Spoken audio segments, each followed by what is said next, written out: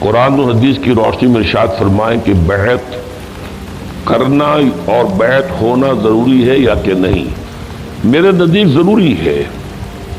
البتہ بیعت عام طور پر جو آپ حضرات سمجھتے ہیں وہ بیعت ہے پیری مریدی کی، ارشاد و اصلاح، کسی شخص سے اپنا ربط قائم کرنا کہ یہ شخص اللہ والا ہے، نیک ہے، متقی ہے اور یہ دین کو سمجھتا بھی ہے، تو میں اپنے آپ کو اس کے ساتھ اٹیچ کر لوں، یہ مجھے رہنمائی کرتا رہے گا، یہ کام ٹھیک ہے میں کر لوں، یہ کام غلط سے مت کرو وغیرہ وغیرہ، یا میری روحانی جو ہے ترقی کے اندر مجھے کچھ تجویز کرتا رہے گا، میں کیا ذکر کروں، کس طریقے سے کروں وغیرہ۔ یہ بیعت ہے جو ہمارے ہاں اب معروف ہے، بیعت ارشاد اس کو ہم کہتے ہیں، یا بیعت تزکیہ نفس اسے کہتے ہیں۔ اس کے لیے بھی اگرچہ میرے نزدیک اس کے لیے دلائل ہیں، اور بیعت عقبہ اولیٰ جو ہے در حقیقت میرے نزدیک وہ سنت کے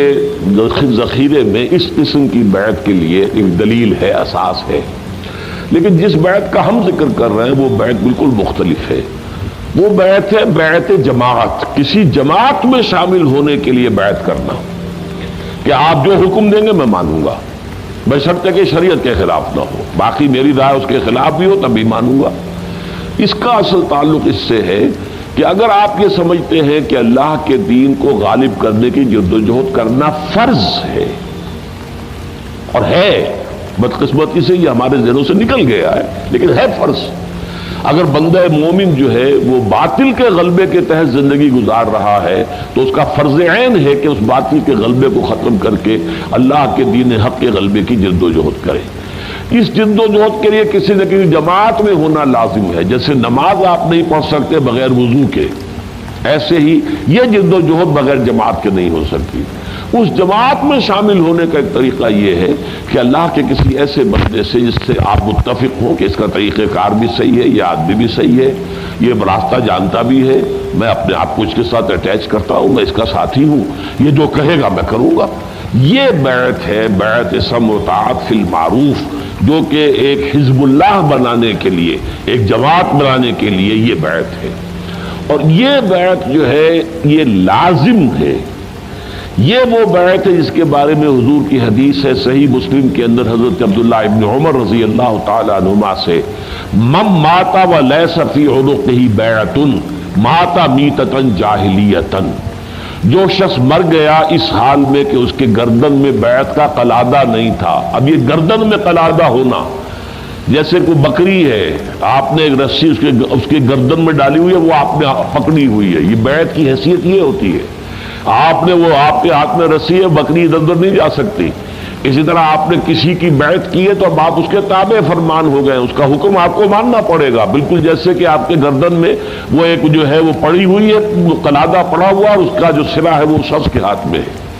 تو جو شخص مرا اس حال میں وہ لیس فی عنقہ بیعۃ، اس کی گردن میں بیعت کا قلادہ نہیں تھا، فقد مات میتۃ جاہلیۃ، تو وہ جاہلیت کی موت مرا ہے۔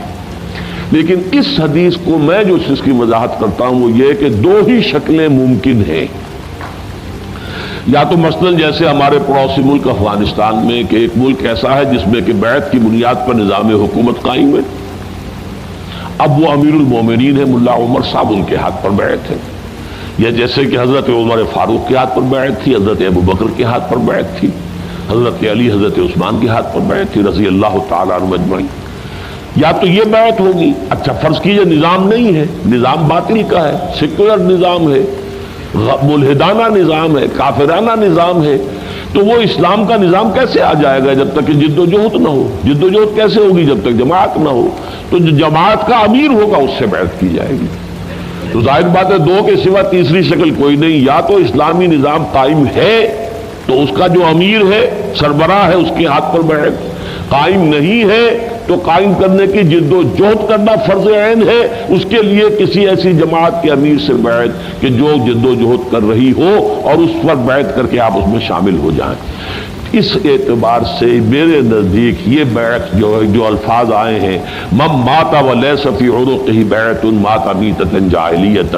100% صحیح ہے، درست ہے، اور اس میں کوئی استثناء موجود نہیں ہے۔